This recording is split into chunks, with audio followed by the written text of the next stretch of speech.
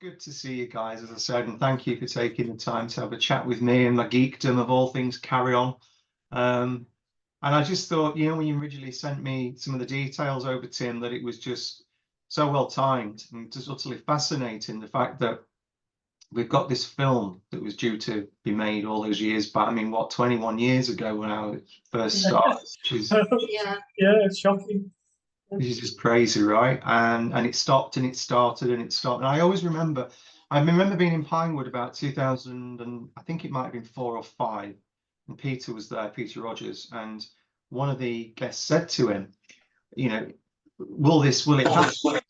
And his sort of view on it was, it's not if it will happen, it's when. So even up until then, he was very much, this is going to go ahead, right? This is probably going to be my swan song, but it will go ahead. I mean, he was poorly. We didn't really know how poorly he was at that time, but he was unwell, which was a shame.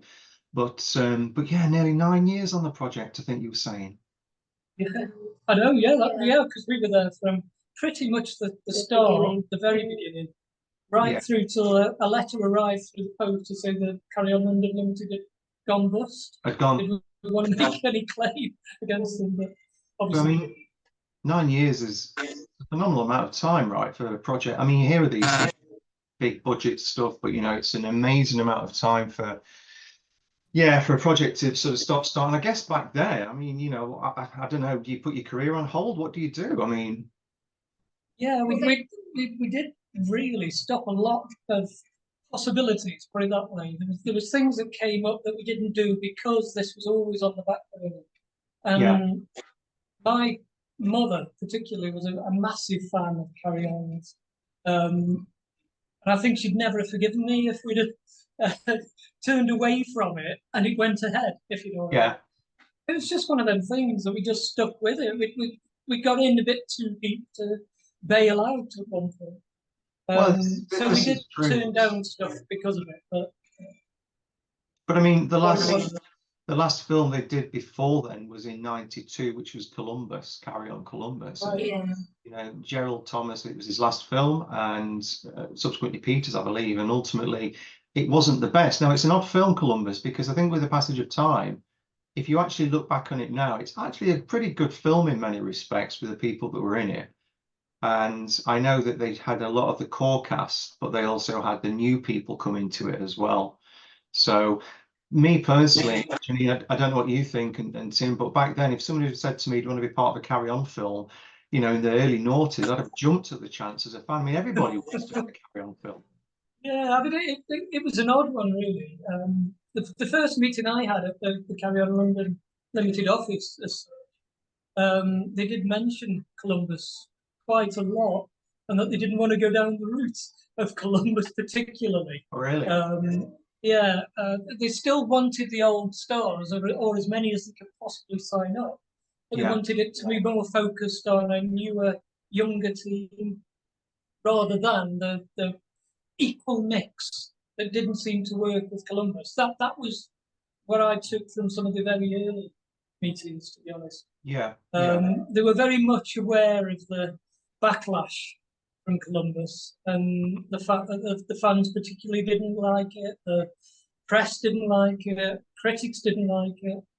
So obviously they were treading quite carefully to avoid a similar situation. They didn't just want to throw out a film that had famous faces from the past mixed again with new comedians and a new team, and basically Columbus 2. He didn't want that.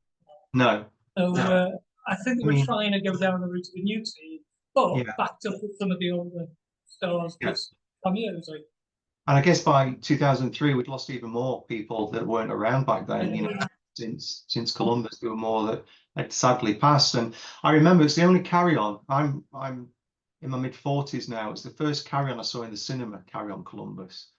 And I remember my dad took me to see it in Sheffield, and I was sat there through the beginning thinking, I was waiting for Kenneth Williams, I was waiting for Charles Hawtrey to pop up, because they never did, because they'd been gone for a few years, and it was a strange experience, that, from the legacy. I mean, I've been a fan since maybe about 6 or 7 years old, back in the early 80s. The compilations that they used to do back on Carry On Laughing, you know, the little half an hour Thames TV segments with Jim going down the trolleys. Yeah, and all that. And so, Jynine, how did you sort of first get approached? I know it started off, I think, them wanting to use your music in it. Was I think that's what you said. It was the music. To be honest, Tim was just like totally overexcited. He goes, "You never guess who's just spoken to me on the phone?" And it was it James Black? Yeah. I was like, no. And he's like, "Oh my God, it's so exciting! He wants to use the song." And I was like, "Oh, okay. That is brilliant, you know." And he said, "Was it then you said they might?" Yeah, they might. They were talking of having a little part, and I mean a little part, cameo sort of throwaway. And I think that was just a taster to get the music free. That's one of the things that we thought was a possibility. But it was, it grew, and it grew, and it sort of developed. I don't know if you know the original story that was behind it. What the premise was. I was going to ask you about this actually, because Tim, I guess, and forgive me if I got this wrong, you were Janine's agent back then, was that right? You basically were managing that side of the music. Well, not agent, but sort of management. I mean, I've been into music, and I've done some recordings and singles and things. And Jynine was a budding singer, and we got together, and obviously I sort of just tagged along really and helped her write some music and get some music recorded and record contract and that sort of thing. And it was just a natural progression really. But when this came along, I just took the mantle, the reins, and carried on with it. You did have an agent. You still have an agent. Yeah, sort of. Sure. So she had an agent down in Cardiff.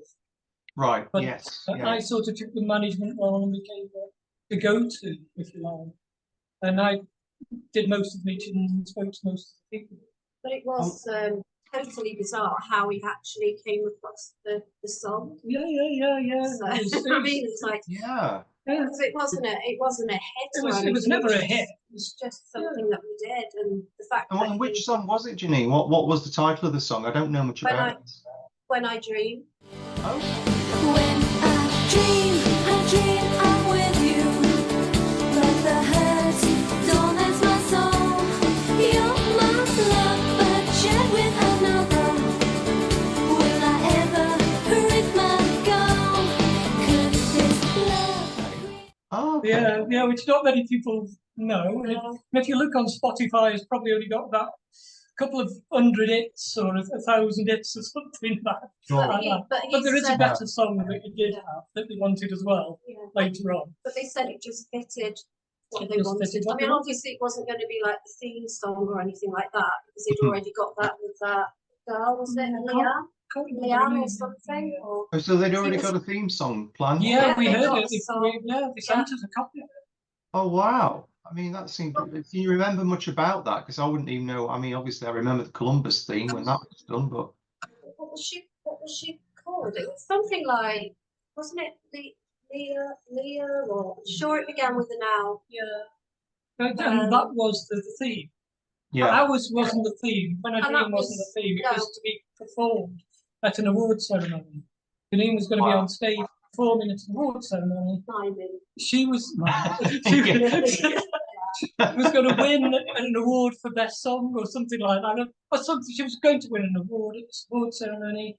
Sure. And it was all going to kick off because the Americans were promised the award. And at that time, it was supposed to be Burt Reynolds, his daughter, who was going to have the award.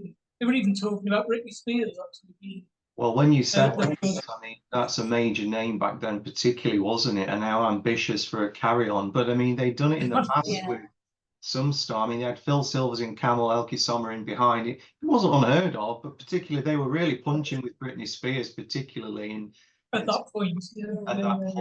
Absolutely. Yeah, I mean, there was a lot of what was the backstory? You were going to say, what was the sort of concepts and the sort of backstory to the of the film itself? Right, I've sent over the original press release that sent me. Because obviously from the very early days, we were the ones that were getting all the press releases. We were told what we could say to the press.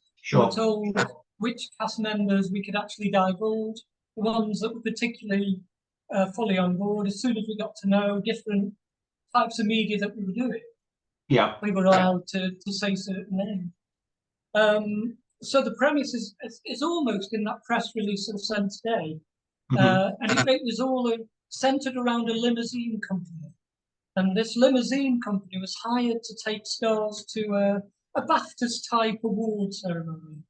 And at this ceremony, obviously, there was various starlets and models and so on and so forth, a la Carry On, were being transported backwards and forwards. And there was a whole sort of build-up within the award ceremony.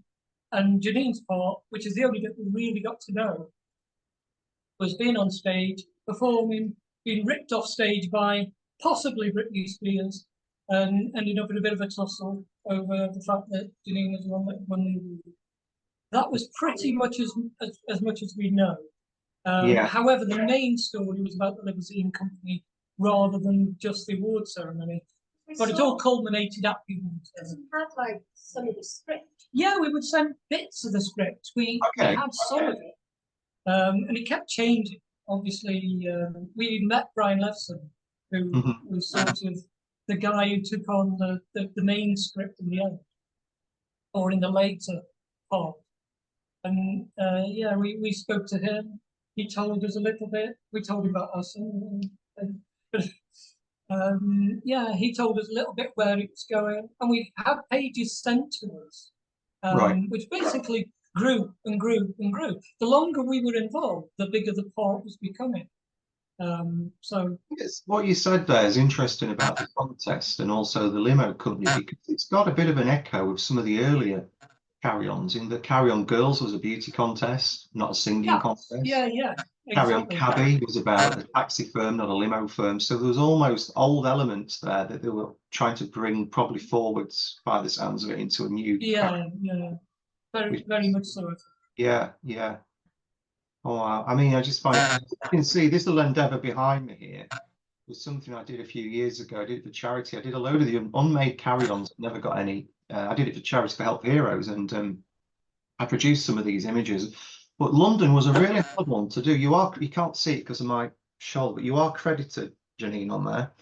At the back, I'll send you a copy of this. But if you can see the people peeping out, I changed these caricatures about 12 times because the cast kept changing, and then people said, "Oh, you know, he's not in it anymore. She's in it instead." So, yeah, that's why you put a real bizarre mix of people. And this was my idea of what it might look like as a poster if they ever did it. You know, so it's just a bit of fun, that. But one of the strange little clips I've sent you over today was something that was in the press about Andrew Wymans, was it? Yeah. I don't know if you managed to read it. So this is a guy from the royal family. Coronation Street. Coronation Street. Coronation Street. He was signed up to do it, and he left Coronation Street. He handed in his resignation. He left Coronation Street, and as time sort of progressed, he panicked because he wasn't ever sent. Unlike us, we got a few pages of scripts. He never did. He never actually received anything, and so he went back to the Coronation Street people and said, "Look, I think I've made a big mistake. I want to come back. I want to be back on Coro." And they took him back. And there's a little subnote to that in that little press thing that I've sent you. And it says that Carry On London are saying that he's made the biggest mistake of his life. It would have elevated him into film, and that's in that. So, yeah. He's left a national soap on Prime TV, and they obviously think Well, of course, Barry. Sean Williamson did the same. He actually left EastEnders because of it. No, we didn't know he'd left before. Well, yeah, but he put a lot of investment into it. I mean, we did speak to Sean. And you mentioned, I think Tony Hadley as well, but then he distanced himself. The original promotion very early on. Right. Okay, that's interesting, because the only images I'm sure myself and other fans have seen of this is the House of Parliament launch, where you've got the Peter and co there, and Ian Duncan Smith, I think, and a few others. You could notable people. Then, of course, Daniela Westbrook is a big thing because she was I believe Barbara Windsor was a big supporter of her to say, actually, you carry the baton now as the buxom, bubbly blonde into this. You know, you've got almost your rite of passage from me to do this. But then it all came to a halt almost, didn't it? With it, which is why it's confusing. Which of the cast that are the old cast they asked to be in it.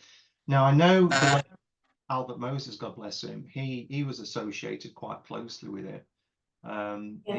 He'd last done what Carry On Emmanuel in 78, and then you mentioned Anita Harris, Jackie Piper, of course they're still around, but they often appear at events, but never actually speak about it or give anything that they were involved in it.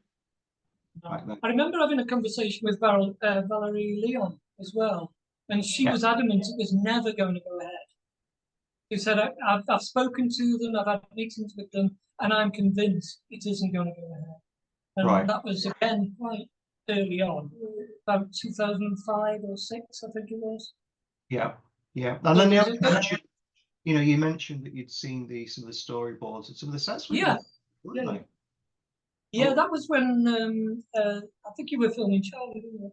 Yeah, you were filming Charlie. So I went into Pinewood to have a meeting, but I had the kids with me. I had decking house with me. So they kept them entertained, and obviously the tour of Pinewood, and they let them play with the Batman car and so on and so forth. And, meanwhile, they were sort of talking Janine's part up again at this point. And they had the storyboards there, literally in the office. Not all of them, I hasten to add, but there was a few there, and they sort of showed me a bit of the, I think it was the where the stage was, where Jynine had been performing on the stage. It was like an audience area sort of thing, and there was fights going on and all sorts of things. And this was in the boards that I saw. And then the next sort of set of boards were more just limos and people sort of standing, Sean Williamson lookalike sort of thing. And, but there wasn't that many. No, this is interesting. 20, 25. I mean, if you think about, a new Carry On team, it's been, they've obviously looked at this in the past, and the people said, to begin with, it's almost unknowns or people that have got smaller careers would be better than people that you're taking from maybe soaps and things. Or, I know there was rumor at one time of, various people were rumored to be in it, weren't they? But you got all sorts of names starting to crop up. Vinnie Jones, Bobby Davro, I know you mentioned as well. Paul O'Grady at one time was loosely connected, as was James Dreyfus as well. But it was almost like, is this them wishful thinking, or is this them, had these people actually committed something to say, well, yeah, we'd like to get involved in it? There was only a few that I remember talking to who were actually signed in. Sean was, because we spoke to him. Albert was, because we spoke to Albert. And we had a lot of communication with Albert until he passed away. We were still in communication with him, really. Mainly over birthdays and Christmases and Easters and things like that. So there was a lot of communication with Albert. We spoke to Valerie, who had been approached. I don't know if she ever signed for it, because as I say, she was very worried that things were going to happen. We knew that Andrew Wyman had been signed, but then he bailed. He bottled it and bailed when he was desperate to get hold of the script and couldn't understand why they wouldn't send it. Well, I've not got a script. I think I've got a copy of a treatment, as they call it back then, which is a sort of a synopsis of it. And I've had that. I don't know where it came from. I believe it did possibly come from somebody associated as a cast member back then. I've had it a while. I mean, and it does refer to this limo company, and I think was it Lenny Limo, something like that. Some name. And Sean Williamson stuff, or Shane Ritchie for that role, and so it's a really interesting read. But like you say, that it didn't read too bad, and you think, well, actually, this could probably work, right, if they got the right. Yeah, I mean, it did get to a point where I remember speaking to Audra, and it's Audra Woodburn. And again, I've sent a picture over of Audra. She was the PA for Carry On London. Yeah. She started off as James Black's PA, but obviously with what happened with James Black and everything else, she just remained the PA for the Carry On London banner, limited banner, really, rather than the directors or producers or whatever. She was the real go-between. And I remember the casting director. I had a quick conversation with one of the casting directors because I think they changed them a few times through Audrey. And it was Audrey who kept us informed on what was going on and where developments were up to. Particularly the fact that when they turned around and said the sets or some sets were in construction and had been built at Pinewood. Now, I never saw them, but I only had Audrey Woodburn telling me that we are at a real point now, almost a point of no return, because we've got to the building of sets, we've got to the cast now in place. So pretty much everything was ready to go. What I think they were more worried about was bankrolling it. That was the real issue. I mean, even the Cannes thing, when we were invited to go to Cannes, but there was never any money put up front for us to go with. So you mentioned the Cannes thing. That's interesting because I think wasn't it pretty much it was almost of the sense it was two guys almost in like a canoe with nothing to deliver. That's it. It was nothing, they had nothing to show. No, the girl was there, the singer. They took the singer, and they took, oh God, I can't think of the name. I've got all this in various bits of documents. But there was a model who was part of the cast, and I know she was signed in. And I'm sure I've sent you details of her. I might not have done, but I've got it. Sure. And she was signed in for a project, and they took her as well. But they had nothing to show. They had nothing to produce to actually say to people, "This is Carry On London." They had a banner that said, "We Carry On London." They had the two girls and a few other girls on this sort of boat that we hired, and that was it. They were trying to raise funds, as far as I was aware. Trying to get backers. So this was about fundraising, right? This was about. That's all it was. Yeah, nothing more than that. They had nothing to show. They had no sort of even trailer or anything like that pre-filming trailer. They just had the song, didn't they? They just had the song that they kept playing on a loop, as far as I'm aware. But that was about it. So. It must get, you know, I mean, you persevered for all those years with it, you know, and I know, you know, you said as well, you got those other things, personal things for you going on as well. And it almost gets to the stage where I guess you think, you know, what am I doing here? Because we've all had that blip in it. Well, I certainly have, when you're career and you think, actually, what the hell what am I doing here? You know, but I guess if you were being told that this is going to happen, well, it sounds like it was a pre-production, right? It got as far as sets and it got as far as story. Oh yeah. It got really, as far as I can see, relatively close to almost rolling at one point. But it never just went that one stage further. It never just got to the come on guys, come down now, let's all do a read through or anything. It never got to that point. Let's meet the actual cast, the characters. It never sort of, and with any other project, you would normally have something like that. And I was going to ask you this, actually, if you'd all got called together as a read through, because generally that's what you would do, isn't it? Never got to that point. They were talking about us going to London to do some meal or something. It was some lunch they wanted all the main cast. They were saying that the main cast were all going to have a lunch together and they wanted us to go to that. And they kept sort of deferring the date, and it never really, well, it didn't happen. No. But that was, I think, going to be the first time that the main cast were going to meet up. Obviously, we bumped into various cast members at different events, but we never actually physically sat down and said, "You are X and you are Y," as a character, or never got to that point. It was almost there. That lunch was supposed to be the first meeting point of all the main cast. That was James Black? No, that was George Pavlov. Well, I was going to ask you about this with directors because there was at least 3 changes. There's more than that, I think.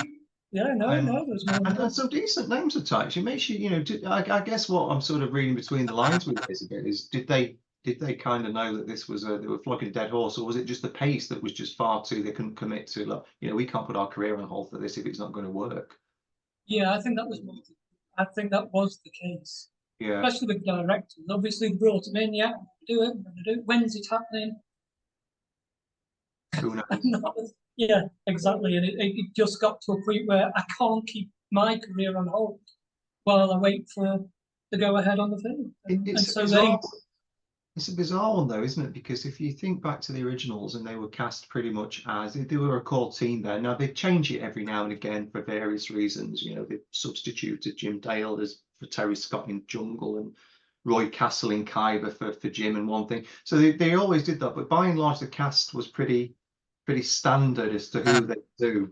You know, you'd have your sort of campy role, you'd have your sort of, you know, lech role, you'd have your buxom role, the younger. They were all of almost a caricature and the parody of themselves in many respects. But I guess as a brand new team, they're not kind of wanting to know, you know, what, who are they going to pick for what? I mean, that must be. Exactly. That was, again, something that was never really discussed or disclosed.